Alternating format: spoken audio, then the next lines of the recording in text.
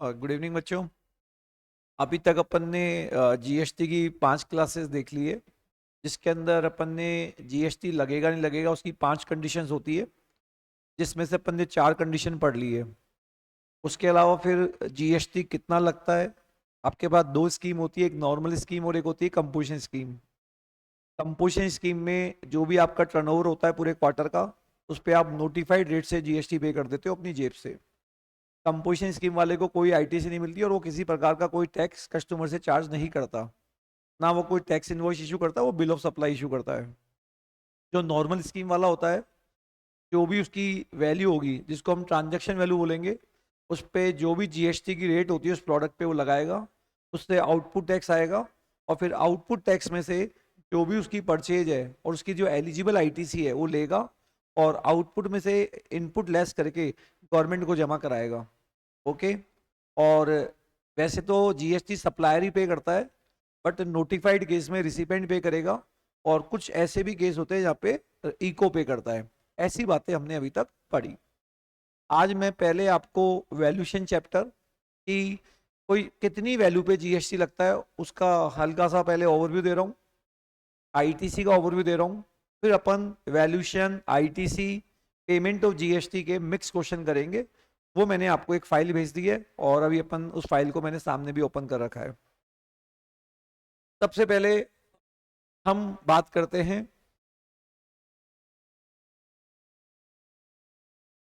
देखिए आज मान लीजिए एक पर्सन है, सपोज करो ये पेन बेचता है और ये पांचों कंडीशन पूरी कर रहा है। तो अब पेन मान लो 100 रुपए में बेचा, तो बच्चों 100 रुपए पे ही जीएसटी लगेगा, मतलब ट्रांजैक्शन वैल्यू पे जीएसटी लगेगा। सेक्शंस होते हैं 15(1), 15(2)(a), बी, सी, डी, ई, 15(3)(a), बी, 15(4), 15(5). जब कोई भी आदमी जीएसटी पे करने के लायबल है तो 15(1) बोलता है जो ट्रांजैक्शन वैल्यू है दैट इज पेड और पेबल, मतलब जैसे 15,000 रुपए की ट्रांजैक्शन वैल्यू है जिसमें से 10,000 रुपए पे कर दिए, 5,000 बाकी है, तो 15,000 रुपए। तो जो transaction value that is paid और पेबल, उस पर जीएसटी लगेगा, provided that buyer and seller are not related and the price is the sole consideration. मतलब रिसिपेंट ने जो पैसा दिया है, बायर ने जो पैसा दिया है वो काइंड में नहीं दिया है, तो उस केस में ट्रांजैक्शन वैल्यू पे जीएसटी लगेगा। अगर बायर सेलर रिलेटेड है या price is not the sole consideration, तो फिर रूल्स में जो मैनर बताया गया है उसके हिसाब से जीएसटी लगेगा। और कुछ नोटिफाइड सर्विसेज है जिनकी वैल्यू निकालना रूल्स में बताया गया है, तो उन केसेस के अंदर रूल्स में बताई गई वैल्यू पे जीएसटी लगेगा, अदरवाइज ऑलवेज ट्रांजैक्शन वैल्यू पे जीएसटी लगेगा। ओके। ट्रांजैक्शन वैल्यू में अगर ये फॉलोइंग एलिमेंट्स इंक्लूड नहीं है, अगर इंक्लूड है तो बहुत अच्छी बात है, अगर इंक्लूड नहीं है तो आपको उनको जोड़ लेना है। पहला है अदर लॉ का टैक्स, जीएसटी लॉ को छोड़कर। तो अगर आप 100 रुपए पेन बेचते हो और 5 रुपए एक्साइज ड्यूटी लेते हो, तो एक्साइज ड्यूटी जीएसटी लॉ का टैक्स नहीं है, तो 100 में 5 जोड़ लेना, फिर 105 पे लगेगा। तो ट्रांजैक्शन वैल्यू में अदर लॉ का टैक्स जुड़ेगा, बट जीएसटी लॉ का टैक्स नहीं जुड़ेगा, नंबर 1। नंबर 2, सप्लायर का कोई ऑब्लिगेशन रिसिपेंट पे कर दे। सप्लायर कोई चीज को पे करने का ऑब्लिगेशन रिसिपेंट का, सप्लायर का था एज पर कॉन्ट्रैक्ट, और वो कौन पे कर दे, रिसिपेंट पे कर दे, तो बताओ वो भी वैल्यू में जोड़ा जाएगा। सप्लाई से संबंधित जो भी इंसिडेंटल एक्सपेंसेस होते हैं, पैकिंग, ड्राइंग, कलर, ऑन और बिफोर, सब इंकर बिफोर सप्लाई, अगर सेलर बायर से सेपरेटली लेता है वो भी वैल्यू में जोड़ा जाएगा। वैसे तो अगर हम किसी को लोन एडवांस डिपॉजिट देते हैं उसके ब्याज पे जीएसटी नहीं लगता, लेकिन अगर आपने कोई गुड्स या सर्विस की सप्लाई की है, उससे रिलेटेड आपने कोई बायर से पेनल्टी या इंटरेस्ट लिया है, वो वैल्यू में जुड़ेगा, ऐसा ये बोलता है।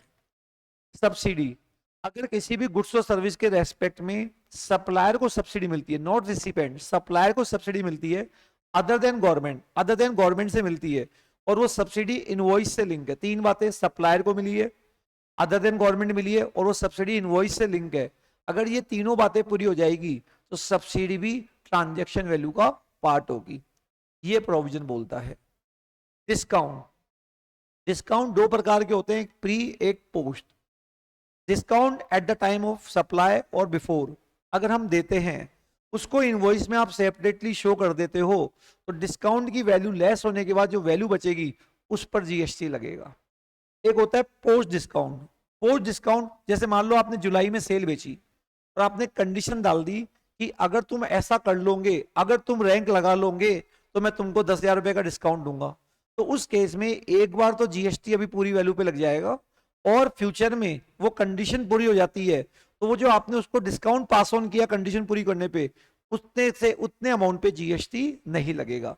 तो ऐसे केस में क्या होगा, एक बार तो पूरी वैल्यू पे लगा देंगे, फिर सप्लायर रिसिपेंट को एक क्रेडिट नोट इशू कर देगा, और उस केस में सप्लायर अपना आउटपुट कम कर लेगा। लेकिन सप्लायर का आउटपुट तभी कम होगा जब रिसिपेंट ने भी अपनी आईटीसी कम कर ली है। तो पोस्ट डिस्काउंट का ट्रीटमेंट एक बार तो पूरी वैल्यू पे लग जाएगा, जब फ्यूचर में एग्रीमेंट की कंडीशन पूरी हो जाती है तब नहीं लगेगा, वो तब उस पर रिवर्स हो जाएगा।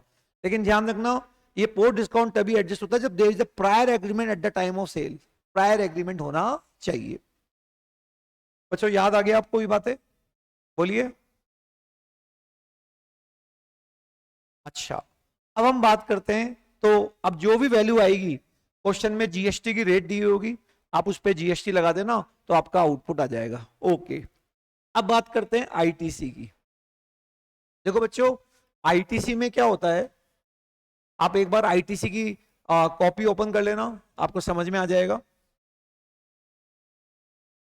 एक 17(5) सेक्शन होता है जिसमें A, double A B, proviso, B, Roman 1, Roman 2, Roman 3, C, D, यहां एक मैंने लाइन खींच दी, ई, एफ, जी, एच, आई।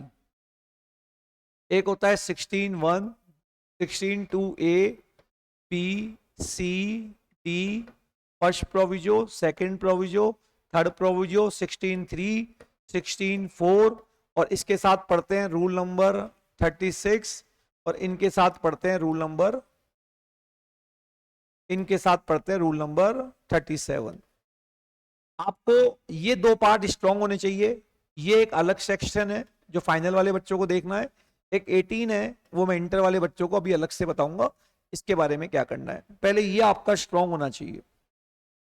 बच्चों, हम बिजनेस करते हैं, बिजनेस करते समय हम कोई स्टॉक खरीदते होंगे आगे बेचने के लिए, उसको बोलते हैं इनपुट। हम बिजनेस करने के लिए कई प्रकार के कैपिटल गुड्स खरीदते हैं, टीवी, फ्रिज, एसी, मोबाइल, गाड़ी, है ना, इनको कैपिटल गुड्स बोलेंगे। और बिजनेस को आगे बढ़ाने के लिए हम कई प्रकार की सेवाएं लेते हैं, accounting service, credit service, banking service, insurance service, कई प्रकार की सेवाएं लेते हैं। तो हम जो भी सेवा लेंगे उस पर जीएसटी लग के आएगा, तो वो हमारे खर्चा हो गया, और फिर हम आगे बेचेंगे तो हम आउटपुट लगाएंगे।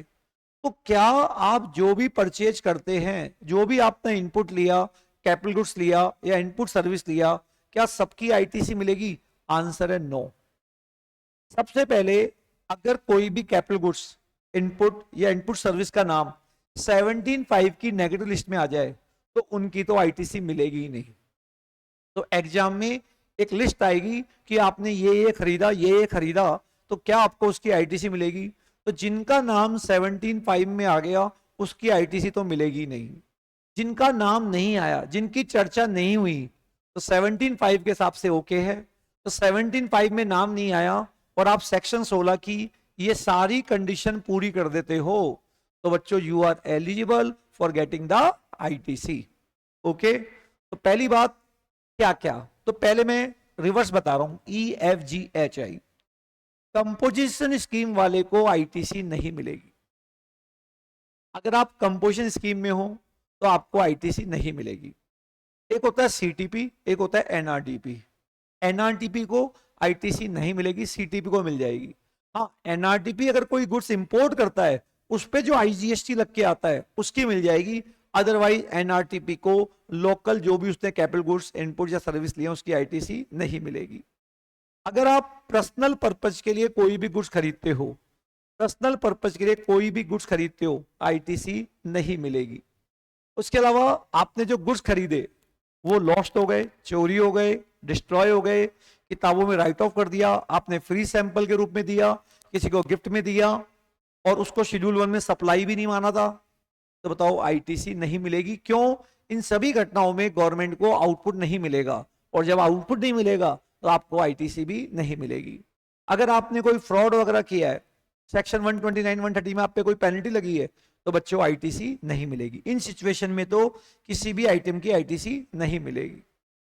ओके, अब इन सिचुएशन को छोड़ने के बाद सी और डी असेट के बारे में बात करता है। असेट के बारे में, एक हम बनाते हैं बिल्डिंग बनवाते हैं, एक हम प्लांट एंड मशीनरी खरीदते हैं, और हम फर्नीचर खरीदते हैं, फर्नीचर, और एक एयरक्राफ्ट, वेसल, है ना, और शिप खरीदते और गाड़ी खरीदते हैं। इसको तो छोड़ दो इसके लिए क्योंकि अलग से प्रोविजन बना हुआ है। हम फर्नीचर खरीदते हैं व्यापार के लिए, मिल जाएगी। प्लांट एंड मशीनरी खरीदते हैं, कुछ भी, मोबाइल, कंप्यूटर, कुछ भी, मिल जाएगी। दो की नहीं मिलेगी।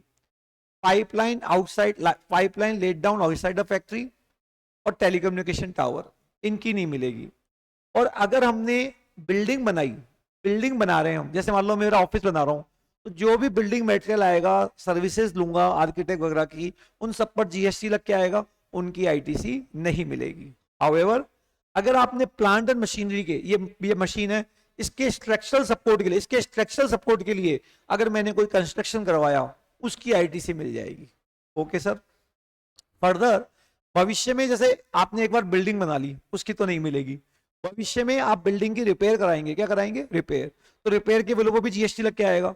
तो अगर आपने रिपेयर के खर्चों को बुक्स में कैपिटलाइज नहीं किया, तब तो आईटीसी मिल जाएगी, अदरवाइज आईटीसी नहीं मिलेगी।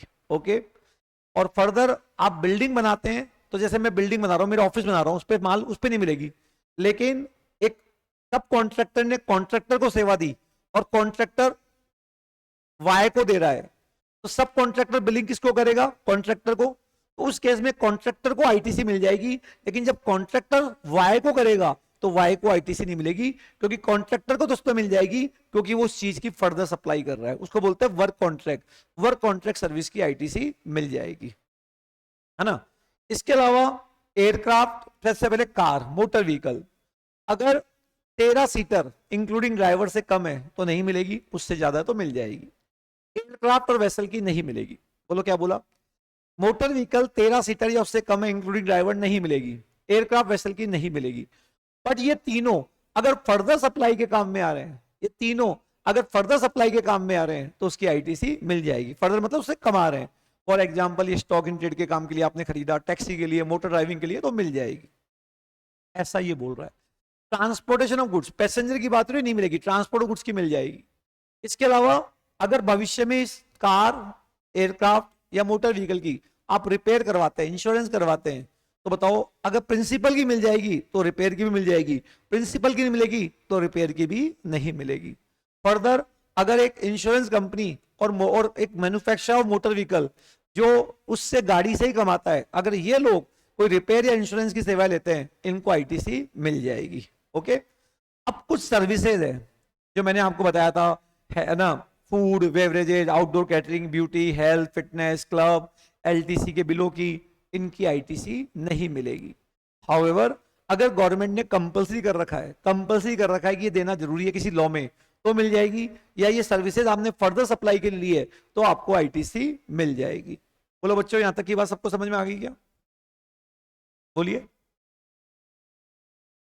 अब एग्जाम में जैसे इस पार्ट पे क्वेश्चन आता है ना, इस पार्ट पे क्वेश्चन आता है, जैसे मैं आपको दिखाता हूं, मैंने ये सारे क्वेश्चंस लिए, आज सी इंटर के क्वेश्चन लिए, बाद में अपन फाइनल लेवल के क्वेश्चन भी डिस्कस करेंगे। ओके। तो जैसे एक क्वेश्चन किया मैंने डिस्कस आपसे, ये देखो, ये कि इस तरह का क्वेश्चन आया एग्जाम में, सीए इंटर मई 18 में क्वेश्चन आया, पढ़ो आप।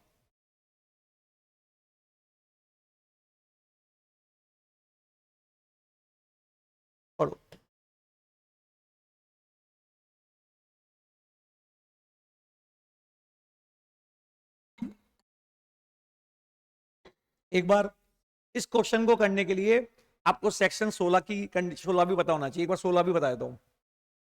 तो सबसे पहले क्या खरीदना है, जैसे मान लो ये मोबाइल है, बताओ मोबाइल का नाम क्या 17.5 में आया था? नहीं आया। इसका मतलब 17.5 के हिसाब से तो मिल जाएगी। अब देखो, आईटीसी मिलने के लिए आपको ये कंडीशन पूरी करनी पड़ेगी, आपने जिससे माल खरीदा वो रजिस्टर्ड है, और आप भी रजिस्टर्ड पर्सन हो नॉर्मल स्कीम वाले, और आपने during the course of business या फर्दरेंस ऑफ सर्विस कोई भी गुड्स खरीदे। तो पहली कंडीशन क्या हो गई, खरीदने वाला रजिस्टर्ड पर्सन और during the course of business, business के लिए खरीदा है। सेकंड कंडीशन ये बोल रहा है 2A कि आपके पास कोई टैक्स इनवॉइस, डेबिट नोट, है ना, या रूल 36 में बताए गए डॉक्यूमेंट्स होने चाहिए। बिना डॉक्यूमेंट्स के आईटीसी नहीं मिलेगी। आपको गुड्स और सर्विस रिसीव हो जाने चाहिए।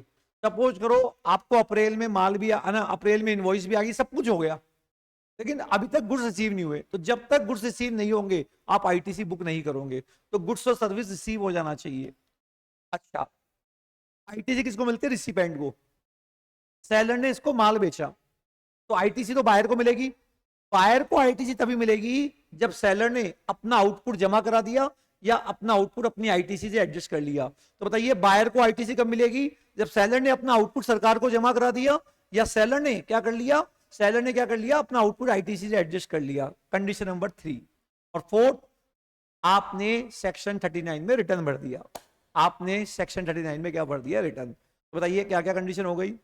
बायर रजिस्टर रेगुलर वाला, व्यापार के लिए खरीदा है, टैक्स इनवॉइस डॉक्यूमेंट होने चाहिए, गुड्स और सर्विस रिसीव हो जाने चाहिए, सप्लायर ने टैक्स पे कर दिया है, और रिटर्न भर दिया अंडर सेक्शन 39। अगर गुड्स लॉट्स में आते हैं, लॉट्स, जैसे मान लो इनवॉइस तो एक ही थी लेकिन किस्तों में गुड्स आ रहे हैं मई में, जुलाई में, दिसंबर में, उस केस में आप आईटीसी तब तक बुक नहीं करोगे जब तक कि लास्ट लॉट रिसीव ना हो जाए, तब तक कि लास्ट लॉट रिसीव ना हो जाए। अच्छा, एक बार ये 2 सेक्शन छोड़ दो। मान लो बच्चों आपने 10 लाख रुपए का कंप्यूटर खरीदा जिसपे 2 लाख रुपए जीएसटी लग के आया, 12 लाख। अब अगर इनकम टैक्स में आप पूरे 12 लाख पे डेप्रिसिएशन लेते हो तो आईटीसी नहीं मिलेगी। अगर आपने फुल वैल्यू पे डेप्रिसिएशन ले लिया तो आईटीसी नहीं मिलेगी। और अगर आपने जीएसटी पोर्शन जो लग के आया, मतलब 2 लाख पे डेप्रिसिएशन नहीं लिया, तो आपको क्या मिल जाएगी? आईटीसी मिल जाएगी। और आईटीसी क्लेम करने की लास्ट डेट क्या होती है? जैसे मान लो आपने जुलाई 23 में, आपने जुलाई 23 में कोई माल खरीदा, तो जुलाई 23 का एंड क्या होगा? 31 मार्च 24। इसके बाद जो 30 नवंबर 24 आएगा, तो आप वैसे तो मान लो अगर आप सारी कंडीशन यही पूरी करें तो आईटीसीसी मैंने बुक कर लो। अगर आपको कोई डाउट है, अगस्त में कर लो, सितंबर मार्च तक कर लो, 30 नवंबर तक कर लो। अगर उसके बाद भी नहीं करोगे तो आईटीसी क्या होगी? नहीं मिलेगी। लेकिन ध्यान रखना, अगर 30 नवंबर से पहले आपने एनुअल रिटर्न भर दिया तो फिर which ever is earlier. Okay बच्चों, यहां तक की बात सबको क्लियर है क्या? अच्छा, एक कंडीशन और है। देखो, सेलर ने इसको माल बेचा बायर को, सेलर ने बायर को माल बेचा, तो आईटीसी तो बायर को मिलती है ना। अब ये ध्यान रखना कि बायर एक बार तो आईटीसी ले लेगा, लेकिन अगर बायर ने सेलर को इनवॉइस और टैक्स का 180 डेज में पेमेंट नहीं किया, इनवॉइस और टैक्स का इसको 180 डेज में पेमेंट नहीं किया, तो इस बायर ने जो आईटीसी ली थी ना वो रिवर्स करनी पड़ेगी अलोंग विद इंटरेस्ट। ओके, जब आईटीसी ली थी और जब रिवर्स की, इतने पीरियड का क्या लगेगा? इंटरेस्ट। हाउएवर, अगर बायर फ्यूचर में उसको पेमेंट कर दे तो जो आईटीसी रिवर्स हुई वो वापस मिल जाएगी। अगर आधा पेमेंट किया तो आधी मिलेगी, और पूरा कर दिया तो पूरी मिल जाएगी। आगे बात समझ में बच्चों? लेकिन ये 180 डेज वाली जो कंडीशन है, 2 केस में अप्लाई नहीं होगी।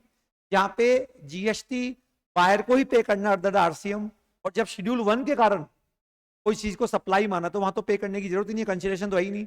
उस केस में ये 180 डेज वाला नियम नहीं लगेगा, और बाकी 180 डेज वाला नियम लगेगा। और ध्यान रखना, जब 180 डेज वाला नियम लगता है और मान लो आपने 5 साल बाद पेमेंट कर दिया, तो 5 साल बाद भी बायर को वापस आईटीसी मिल जाएगी। उस केस में 16(4) वाली कंडीशन अप्लाई नहीं। तो बच्चों ये 2 पार्ट समझ में आ गए आपको? बोलिए क्या? अर्लियर ये है कि आपको मान लो जुलाई में सारी कंडीशन पूरी कर दी, तो आप अगले साल की 30 नवंबर तक ले सकते हो। लेकिन अभी जब आप रिटर्न चैप्टर पढ़ते हो तो वहां पे एक आदमी को एनुअल रिटर्न भरना होता है। तो वैसे तो एनुअल रिटर्न भरने की लास्ट डेट 31 दिसंबर होती है, लेकिन मान लो आपने इस तारीख से पहले ही अगर क्या भर दिया, एनुअल रिटर्न भर दिया, मान लो आपने 15 अक्टूबर को ही भर दिया, तो फिर तो अर्लियर का 15 अक्टूबर, तो फिर आपको 15 अक्टूबर के बाद आईटीसी नहीं मिलेगी। बताओ बच्चों, इनमें से आपने सारी कंडीशन अगस्त 23 में बुक फुल कर दी, बट एक कंडीशन बाद में की। बताओ आईटीसी कब बुक करोगे, जब सारी कंडीशन पूरी हो जाएगी या कोई भी एक कंडीशन पूरी हो जाएगी? All condition. तो मान लो ऑल कंडीशन दिसंबर में बुक हुई, तो फिर आपको दिसंबर में बुक करना पड़ेगा। ओके, तो अब आइए अपन सबसे पहले इस क्वेश्चन को देखते हैं। अब मुझे आप जल्दी से बताओ बच्चों, इस वाले केस में आपने कोई कैब परचेज की है एम्प्लॉय को लाने ले जाने के लिए। बताओ कैब मतलब 13 सीटर से कम मानेंगे। बताओ क्या ये फर्दर सप्लाई के काम में आ रही है? क्या ये कैब आपने स्टॉक इन ट्रेड के लिए खरीदी है, आगे टैक्सी चलाने के लिए खरीदी है, या ड्राइविंग के लिए खरीदी है? नहीं। तो बताओ क्या इसकी आईटीसी मिलेगी? आंसर है नो। No no. इसकी बताओ, इसकी ये हम बात कर रहे हैं सितंबर में, हमने सितंबर में फॉलोइंग परचेजेस की। बताओ इस वाले केस की बताओ।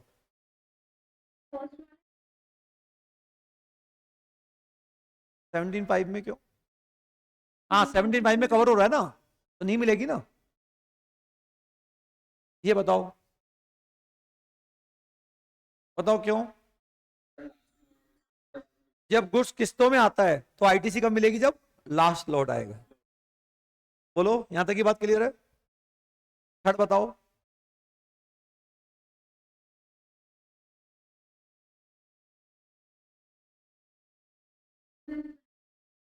इसकी नहीं मिलेगी, इसकी नहीं मिलेगी, 2/25 की मिल जाएगी, लेकिन 25 की तब तक नहीं मिलेगी जब तक कि हमारे पास इनवॉइस ना आ जाए। बोलो ये बताओ। Food and beverages, outdoor catering, health fitness, beauty treatment, बोलो नहीं मिलेगी। नहीं मिलेगी ना बच्चों, बोलिए। अब आपको ये देखो इसका आंसर, केवल 225 की मिली। बोलो कौन सा 3? ये अरे इनवॉइस होना चाहिए ना, अभी तो पड़ा इनवॉइस होनी चाहिए आईटीसी लेने के लिए। अब मान लो 25,000 रुपए की आइटम की इनवॉइस ही नहीं है आपके पास, तो जब तक इनवॉइस नहीं हुई आईटीसी थोड़ी मिल जाएगी। बच्चों इनका वर्किंग नोट में क्या लिखोगे? प्रोविजन। जैसे सर इसका प्रोविजन क्या होगा? As per section 16(2) first proviso, if goods receive in installment then ITC will be booked when last installment received in given case. We since all the lots are not received during the month, therefore we will not get the ITC right now. समझ गए? अब ये question समझ में आ गया आपको? ऐसा ही एक और करते हैं जी आईटीसी का। बताओ बच्चों, इस वाले क्वेश्चन को देखकर बताओ किनकी मिलेगी और किसकी नहीं मिलेगी। एक आराम से देखो आप।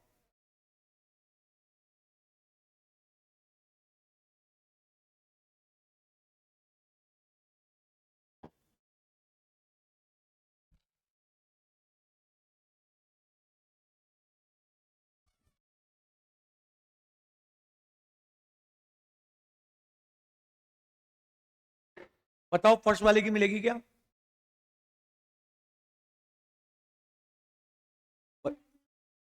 क्यों? क्यों? अरे इनवॉइस हो या डेबिट नोट हो, डेबिट नोट भी तो इनवॉइस ही होता है। बताया तो था, रूल 36 में बताया गया डॉक्यूमेंट के बेसिस पे ले सकते हो। Debit note is equal to क्या? इनवॉइस होती है, इसकी भी मिल जाएगी। ये बताओ। बताओ वैसे तो आईटीसी तब मिलती है जब गुड्स आपको रिसीव हो जाए, बट आपके ब्याह पर अगर डायरेक्टली जॉब वर्कर को मिल जाए तो जिस दिन जॉब वर्कर को मिला उस दिन डीम रिसीव मान लेंगे। समझ गए क्या? टर्नओवर वाली बात नहीं हो रही यहाँ। जैसे फॉर एग्जांपल, जैसे मेरे पास एक मशीन आती है और मैं मशीन को आगे जॉब वर्क पे भेजूंगा, तो मशीन डायरेक्ट जॉब वर्कर के पास चले गई, तो उस केस में जिस दिन जॉब वर्कर को रिसीव हुई ना उस दिन मान लेना मेरे को रिसीव हो गई, तो मेरे को आईटीसी मिल जाएगी। समझ गए? ये बताओ। आपने फुल वैल्यू पे डेप्रिसिएशन लेस की आईटीसी नहीं मिलेगी। चौथा,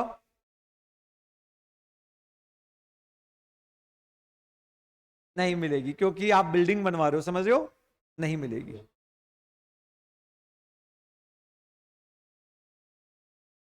तो देखो फर्स्ट की मिल गई, सेकंड की मिली, थर्ड और फोर्थ की नहीं मिली, और इस तरह से आपको क्या ये वर्किंग नोट लिखने पड़ेंगे, पढ़ लो।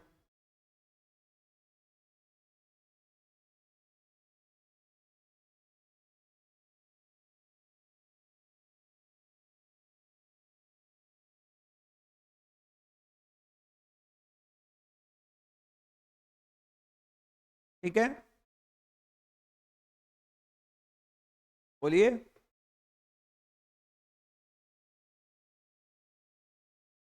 अब आ जाइए बच्चों, मैंने अब शुरू से लेके सारे क्वेश्चन जब से जीएसटी आया था तब से ये 3 चैप्टर मैं कवर कर रहा हूं। एक तो मैंने वैल्यूशन भी ले लिया, इसमें कंपोजिशन के भी क्वेश्चन आ जाएंगे, आईटीसी के भी क्वेश्चंस है, और एक पेमेंट ऑफ जीएसटी जो अपन बेसिक चैप्टर में पढ़ते थे उसके भी आ जाएंगे।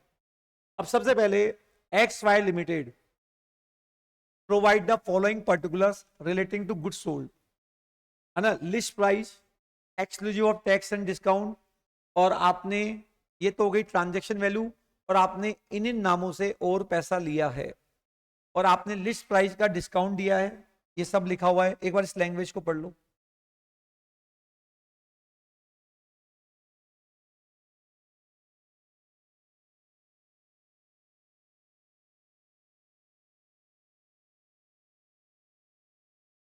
ओके, अब आपसे पूछा है कि बताओ वैल्यू निकाल के बताओ किस वैल्यू पे जीएसटी लगेगा। तो सबसे पहले बच्चों ध्यान रखना, क्वेश्चन इंक्लूसिव का है एक्सक्लूसिव का। अगर क्वेश्चन एक्सक्लूसिव का है तो आपको दो एजम्पशन मान के चलनी है हमेशा, कि ये जो नीचे वाली वैल्यू है ना, इनमें भी जीएसटी इंक्लूड नहीं है, समझ गए। अगर ये एक्सक्लूसिव का है तो नीचे वाली वैल्यू में भी जीएसटी इंक्लूड नहीं है, राइट। और दूसरा, जब ये एक्सक्लूसिव का होता है तो नीचे वाली वैल्यू का अभी एडजस्टमेंट नहीं हुआ, समझ गए क्या, मतलब ये इंक्लूड नहीं है इसमें। और अगर ये इंक्लूसिव होता तो हम ये मानते कि नीचे वाली वैल्यूज में इंक्लूड है और ये जीएसटी इंक्लूड है, तो इनमें भी जीएसटी इंक्लूड है। बोलो बच्चों, ये मैंने नोटिंग आपको लिखवाई भी थी। अब सबसे पहले 50,000, है ना, बताओ tax levy by municipal authority on the sale of such goods, क्योंकि हमने बोला कि ये एक्सक्लूसिव है तो इसके अंदर ये इंक्लूड नहीं है। बताओ सप्लायर ने रिसिपेंट से अदर लॉ का टैक्स लिया, क्या ये जुड़ेगा या नहीं जुड़ेगा। तो आप इसके अंदर रीजन लिखेंगे 15(2)(a), समझ गए क्या। पैकिंग चार्जेस, बताओ वो पैकिंग चार्ज के नाम से अलग से पैसा लिया, तो इसमें हम 15(2)(b) का प्रोविजन लिखेंगे। बोलो बच्चों, incidental expenses. Subsidy receive from NGO directly link to price included in the क्या, लिस्ट प्राइस। अब बोलो लिस्ट प्राइस आओ, इसको एक बार छोड़ दो, आप इसको छोड़ दो, आप जल्दी से बताओ ये वाला बताओ।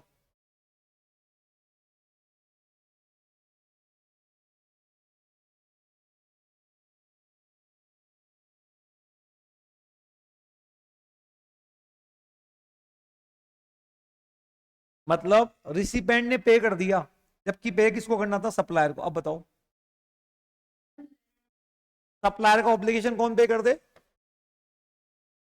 तो बताओ ऐड होगा नहीं होगा, 15(2)(b), बोलो, ये सी, ये ए और ये सी।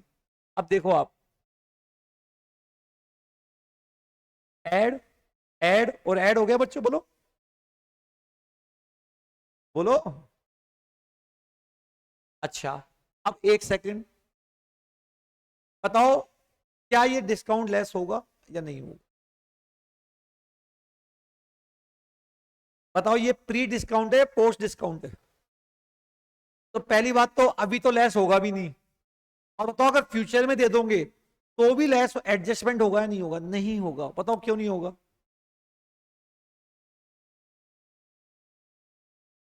नहीं, एक्चुअली होगा, उस समय होगा, एज पर कॉन्ट्रैक्ट था, लेकिन वो अभी पता है बाद में पता चलेगा।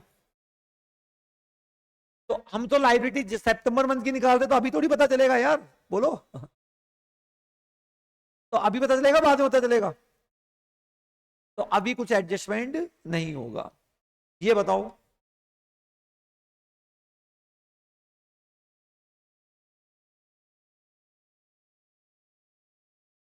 लेकिन देखो हम तो ये सारी वैल्यू एक्सक्लूसिव मान रहे हैं ना, बोलो। हाँ, तो विदाउट जीएसटी निकाल लो, 5,000 इंटू 100/118 कितना आया? हाँ,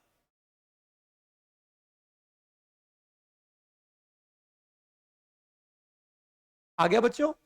बोलो। अब हम बात करते हैं इसका क्या होगा, सब्सिडी।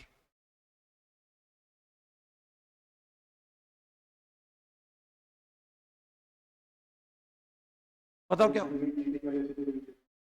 सब्सिडी, सब्सिडी ऐड होती है नहीं होती है? लेकिन वो ऑलरेडी इसमें क्या है, तो इसलिए कोई एडजस्टमेंट करने की जरूरत नहीं। समझ गए? आगे बात समझ में? हाँ, फिर ऐड करते हैं, अभी देखेंगे आगे वाली लैंग्वेज, है ना। और ये एक्सक्लूसिव है। अब सबका टोटल लगा लो, ये आंसर आ गया। बच्चों ये क्वेश्चन प्योर बताओ, अभी मैंने 3 क्वेश्चन कराए, बताओ ये वाला क्वेश्चन किसी और एड से लिंक था, डायरेक्टली प्योरली वैल्यूएशन का क्वेश्चन था? और 2 क्वेश्चन प्योरली आईटीसी के थे, बोलो। तो जब शुरुआती दौर में जीएसटी आया, नया नया आया, तो इंस्टीट्यूट ने इंडिविजुअल इंडिविजुअल चैप्टर के क्वेश्चन दिए।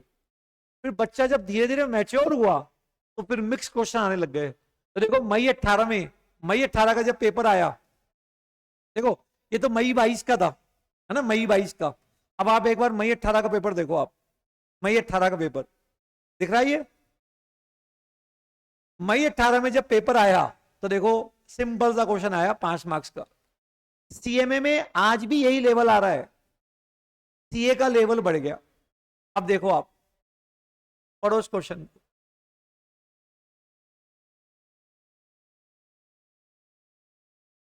लिस्ट प्राइस ऑफ गुड्स, ठीक है, और बोल रहा है item already adjusted in the price given one above. मतलब ये वाले जो ऑलरेडी इसमें क्या है, एडजस्ट हो रखे, ऑलरेडी क्या हो रखे हैं। तो अब देखो बताओ, 12,40,000 तुम्हारी लिस्ट प्राइस आ गई, बोलो बोलो। अब जल्दी से बताओ, subsidy from central government for supply of biscuit to government, बोलो। हाँ, अब इसका क्या मतलब है, इसका यहां इंक्लूडेड वर्ड लिखा हुआ है एडजस्टेड। बच्चों कई बार तो आता है इंक्लूडेड, जैसे इंक्लूडेड था तो हमने देखा, अब है एडजस्टेड। या कई बार आएगा this price after considering service. क्या बोला मैंने? दिस प्राइस क्या? अब सुनो, मान लो बच्चों एक चीज बताओ, मान लो मेरी फीस 20,000 रुपए है। कितनी है? 20,000। मेरे को किसी एनजीओ ने बोला कि आप बच्चे से 17,000 रुपए लो और 3,000 रुपए हम आपको देंगे, बोलो। तो बताओ मैंने बच्चे से कितना पैसा लिया, बोलो। 17,000 क्या सोच, आफ्टर कंसिडरिंग कि मुझे सब्सिडी मिलेगी इस बच्चे के लिए, बोलो। तो इसका मतलब है क्या मैं 3,000 जोड़ूंगा नहीं जोड़ूंगा, बोलो। तो मैंने ये जो पैसा लिया, ये सोच के तो लिया है कि मुझे गवर्नमेंट से पैसा मिलेगा, बोलो। तो इसका मतलब अभी, मतलब सब्सिडी, इसके अलावा मुझे सब्सिडी भी तो मिलेगी या नहीं मिलेगी? तो इसका मतलब है ये दोनों उसके अंदर ऐड है या नहीं है? नहीं है भाई, ये पैसा तो आपने कस्टमर से लिया है ना। आप बताओ गवर्नमेंट से जो सब्सिडी मिलेंगे क्या ऐड करेंगे नहीं करेंगे? और थर्ड पार्टी से मिलेगी वो, तो देखो इसलिए गवर्नमेंट से जो मिला वो तो ऐड नहीं है, बट थर्ड पार्टी से ऐड है नहीं है, बोलो बच्चों। अच्छा अगला बताओ, आइटम नॉट एडजस्टेड, मतलब इनका एडजस्टमेंट अभी नहीं हो रखा, बोलो। बताओ क्या ये जुड़ेगा? क्या ये जुड़ेगा? और क्या लेट फीस जुड़ेगी? बोलो। इन सबको जोड़ लो, है ना? जोड़ लिया। और अब एक चीज ध्यान रखना बच्चों, एक चीज बताओ, जैसे मैं तुमसे बोलता हूं कि बच्चों मैं तुमसे 20,000 रुपए लूंगा, ओके? और मैंने तुमको बोला कि अगर तुम लेट पेमेंट करोगे ना तो मैं तुम पे इंटरेस्ट भी लगाऊंगा, पेनल्टी भी लगाऊंगा। बच्चों ने बोल दिया हाँ लगा देना। फिर मान लो 3 महीने तक बच्चों ने पेमेंट नहीं किया, मैं बच्चों को रोज मैसेज कर रहा हूँ फीस जमा कराओ, फीस जमा कराओ, फीस जमा कराओ। मान लो एक बच्चे ने 10 दिन लेट किया, मैंने कहा था देख तेरे को मैंने कहा था ना लेट पेमेंट करेगा तो ब्याज लगाऊंगा, बोलो। तो बच्चा बताओ प्यार से दे देगा नहीं देगा? अरे फीस तो दे देगा, ब्याज देगा क्या? नहीं देगा ना, बोलो। तो यहाँ पे ब्याज और पेनल्टी देने में बच्चे को जोर आ जाएगा। अब मैं बच्चे को क्या बोलता हूं, इस 2,000 पे जीएसटी भी दे, बोल। तो बताओ यहां बच्चा ब्याज देने में ही नाटक कर रहा है, तुम जीएसटी और देगा, तुमको और देगा, बोलो। तो भले ही हम इसको एक्सक्लूसिव मान रहे हो, क्या मान रहे हो, लेकिन ध्यान रखना अगर लेट फीस या इंटरेस्ट आपको मिलेगा तो बताओ उसको हम क्या मानेंगे, इंक्लूसिव मानेंगे। क्या मानेंगे? इंक्लूसिव। अब क्योंकि इस क्वेश्चन में कोई अपन को रेट वगैरह नहीं दे रखी, दिख रहा है कि रेट, अरे रेट दे रखी नहीं दे रखी, इसलिए अपन तो सीधा जोड़ देते हैं सबको, समझ गए? बोलो बोलो। और इसने लिख भी दिया हम क्या मान रहे हैं कि वो एक्सक्लूसिव है, बोलो। अगर रेट दी होती तो इस वैल्यू को क्या मानता मैं हमेशा, इंक्लूसिव ऑफ जी, बाकी को तो एक्सक्लूसिव मान लेता बट इसको इंक्लूसिव मानता, बोलो। क्या? अगर क्वेश्चन में जीएसटी की रेट होती तो मैं इसको इंक्लूसिव मान लेता, समझ गए, इस वाली वैल्यू को, ओके? तो बताओ जब पहली बार जीएसटी आया था मई 18 में तो ये क्वेश्चन हिट हुआ था सीए के अंदर। फिर एक क्वेश्चन ये वाला हिट हुआ, आईटीसी वाला, वो तो मैंने आपको करा ही दिया, बोलो। तो प्योरली वैल्यूएशन का क्वेश्चन हिट हुआ और प्योरली, और एक क्वेश्चन ये बच्चों सिंपल सिंपल, ये क्वेश्चन आपकी इंटरस्टेट सप्लाई है, इंटरस्टेट सप्लाई है, दो सेल, बताओ दो सेल से क्या आ जाएगा,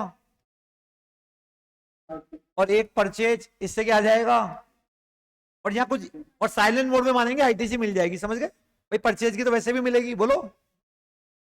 और आपको ओपनिंग बैलेंस भी दे रखा है किसका, आईटीसी का, और आपसे पूछ रहा है कि कितना सरकार को पे करना है, कितना सरकार को पे करना है।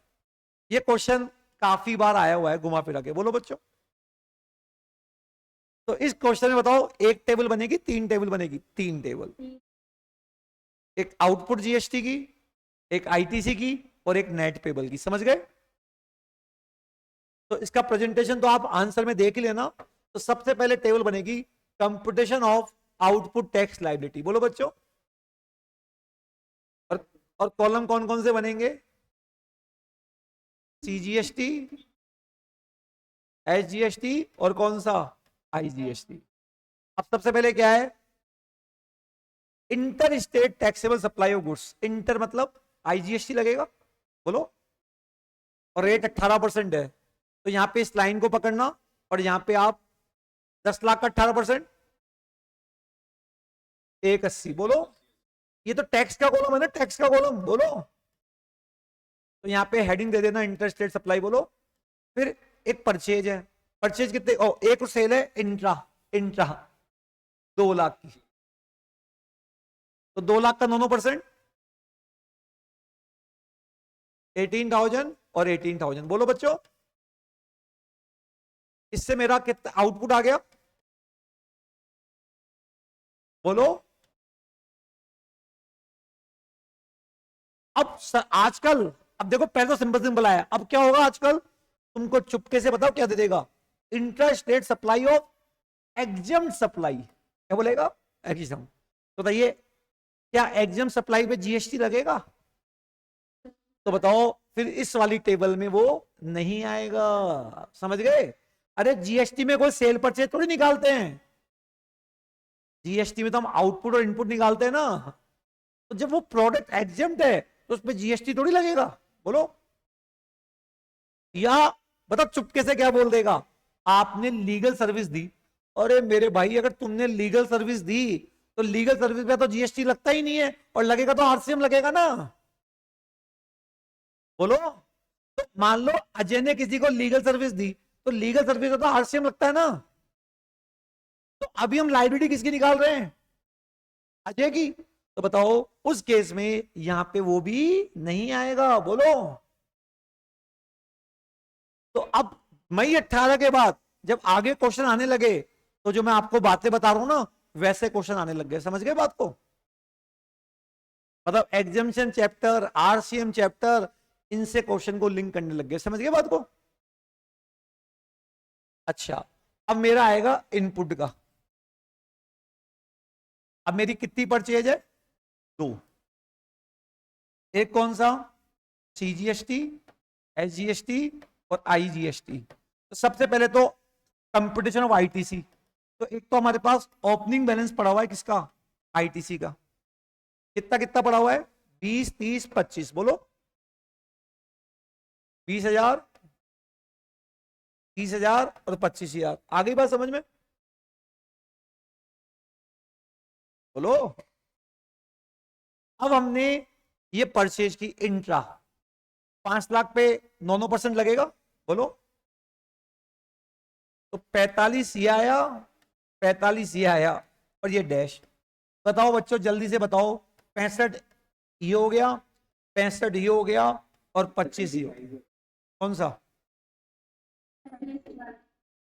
और ये 75 हो गया, और ये मेरा 25 हो गया, बोलो बच्चों।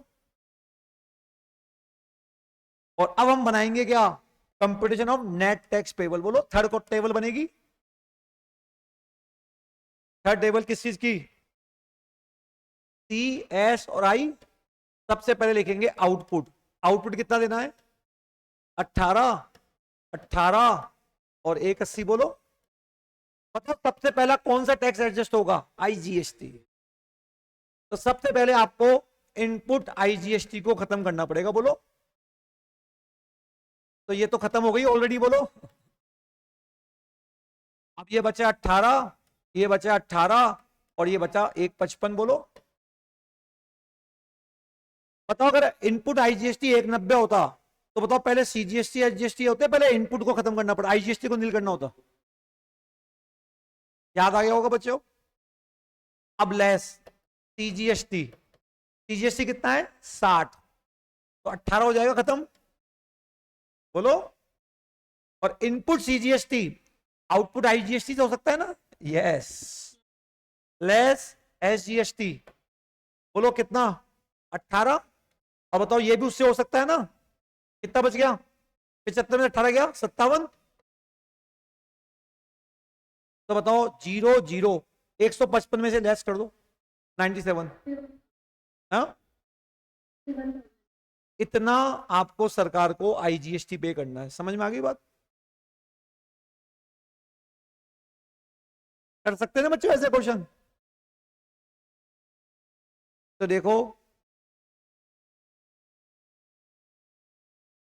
आ रहा है 51, बोलिए। तो मैंने आपको सबसे पहले तो एक मई 22 का सी एंटर का पेपर था, बट मैं उसके बाद फिर मैंने नवंबर से पेपर चालू किया, वो मई 18 से पेपर चालू किया। पहला प्योरली वैल्यूएशन का क्वेश्चन था, मैंने करा दिया।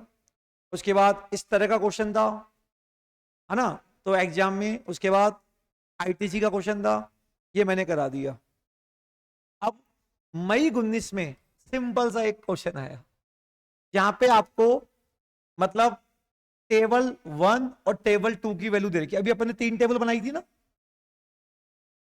और यहां पे आपको दोनों टेबल की वैल्यू निकाल के दी हुई है, बोलो बच्चों। तो बताओ नेट पे करके दिखाना है, सी, एस और क्या, आई। आउटपुट कितना है, 2, 15 और 24, बोलो बच्चों। अब सबसे पहले आईजीएसटी खत्म करेंगे, बोलो। बताओ आईजीएसटी अब भी बच गया नहीं बच गया, अरे कितना बच गया? 13 बच गया, और ये 2 और 15। अब बताओ, पहले ये एडजस्ट होंगे, पहले इसको खत्म करना पड़ेगा। तो किसी भी मैनर में, किसी भी रेशियो में कर सकते नहीं कर सकते? बोलो बोलो, कर सकते नहीं कर सकते? तो अपन क्या करें, इससे कर दे? बोलो 13 कर दूं खत्म? और एक एचडीएफसी खुद का भी पड़ा हुआ है, बोलो एक। बोलो बोलो, कितना बचा? एक तो ये पे करना, और 2 ये पे करना। बोलो 3 पे करना है? बोलिए, टोटल में 3 पे करना है? बोलो। अच्छा, फिर मई 19 में फिर एक क्वेश्चन आया, दिख रहा है वैल्यूएशन का सिंपल क्वेश्चन। अभी बताओ, शुरू के 2 अटेम्प्ट वैल्यूएशन के सिंपल सिंपल क्वेश्चन आ रहे थे, इंडिविजुअल वैल्यूएशन, इंडिविजुअल आईटीसी, और जो अभी अपन ने किया ना, सेल आ गई, परचेज आ गई, 3 टेबल बना के करो। बताओ ये वाला question, list price of goods supply intrastate, exclusive, ये इंक्लूड नहीं है, ये आएगा नहीं आएगा? बताओ, ये जीएसटी लॉ का टैक्स है, अदर लॉ का? जुड़ेगा। पैकिंग चार्ज, डिस्काउंट, लेस होगा लिस्ट प्राइस का। लिस्ट प्राइस ये है ना, इसका 33,000, इसका 3300 रुपए लेस होगा 1%। और सब्सिडी फ्रॉम स्टेट गवर्नमेंट, ये ऐड होगा क्या? नहीं होगा। बोलो, 12,500। बोलो, अब मुझे बताओ, अब ये क्या बोल रहा है? सब्सिडी रिसीव फ्रॉम गवर्नमेंट, दिख रहा है आपको? और ये क्या लिखा हुआ है? Exclusive of items given below from क्या क्या 2 to 5। इसका मतलब क्या हुआ?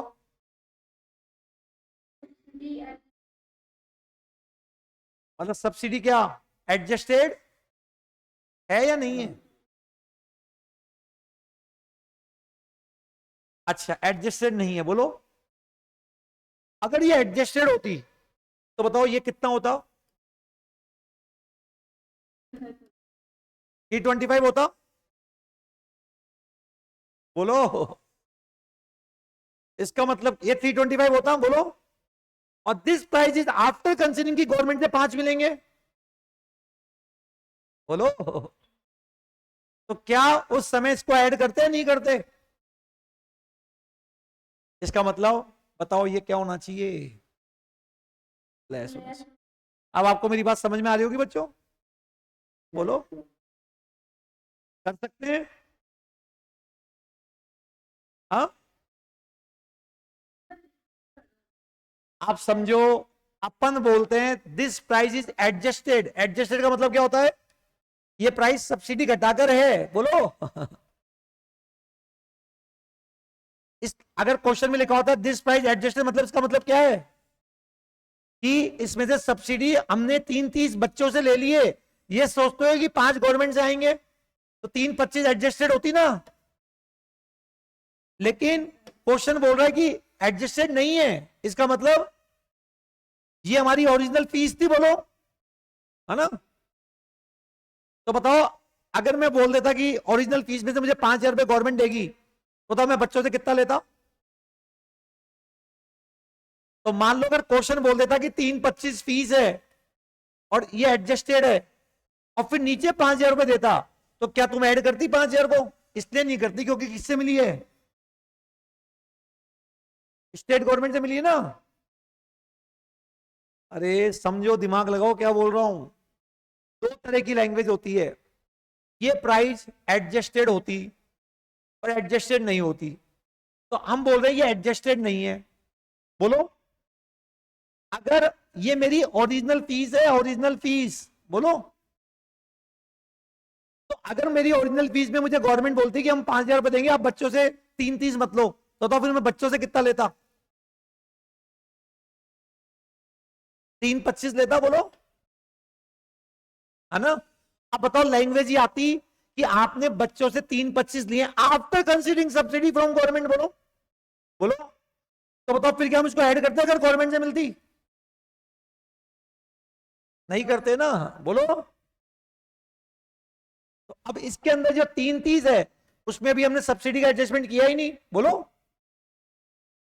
इसलिए बताओ बताओ ये क्या होगा, लेस होगा, समझ गए? अच्छा, अब आइए, ये क्वेश्चन हो गया, ये मैंने करा दिया था क्या? ये करा दिया था अपन ने ना। और अब ये क्वेश्चन मैंने आपसे जब आरसीएम का क्वेश्चन किया था तब मैंने आपसे किया था बच्चों, क्वेश्चन नंबर 7 मैंने करा दिए। अभी इसके अंदर और भी क्वेश्चन है जो अपन कल डिस्कस करेंगे, लेकिन आप ये वाला क्वेश्चन एक बार खुद करके रखना। मैंने आरसीएम के टाइम भी यही वाला क्वेश्चन कराया था। ये वही क्वेश्चन है जो अभी मैं थोड़ी देर पहले डिस्कस कर रहा था, समझ रहे हो? इस क्वेश्चन को एक बार जरूर समझना आप, ओके? कल कल देखते हैं इसको ना। थैंक यू बच्चों। अभी यही चैप्टर पढ़ेंगे, अभी इस फाइल के और भी क्वेश्चन करेंगे, क्योंकि ये 3 आईटीसी, पेमेंट और आउटपुट, ये तीनों इंपॉर्टेंट है। इसके अभी हमने 8 क्वेश्चन किए, कम से कम 25 क्वेश्चन करेंगे अपन, समझ गए? Thank you.